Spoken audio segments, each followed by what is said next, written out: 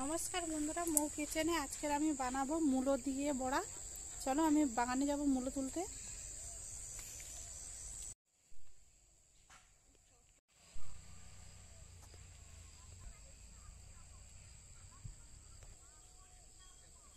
মূলো তুলে নিয়েছি, চলো রান্নাঘরে।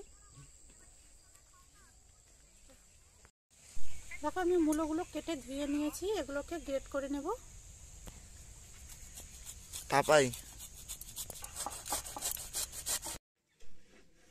দেখো মূলোগুলোকে গ্রেট করে নিয়েছি, তারপরে এখানে একে একে সব কিছু মিশিয়ে দেব। বেসন আর পেঁয়াজ কুচি, ধনেপাতা কুচি আর পরিমাণ মতো লঙ্কা, যে যেমন ঝাল খাবে তেমন, হলুদের গুঁড়ো, লঙ্কার গুঁড়ো আর পরিমাণ মতো লবণ, জিরে গুঁড়ো দিয়ে একসঙ্গে সব মিশিয়ে নেব।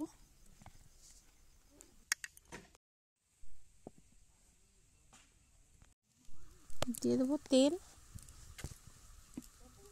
তেল গরম হয়ে গেছে, দেখো বড়াগুলো ভেজে নেব।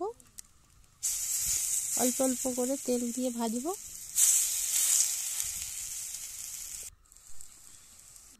দেখো এক পাশ হয়ে গেছে, এবারে ওপর পাশে উল্টে দেব।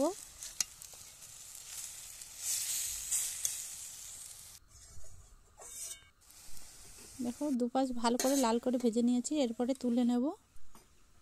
এইভাবে সবগুলোকে ভেজে নিয়েছি।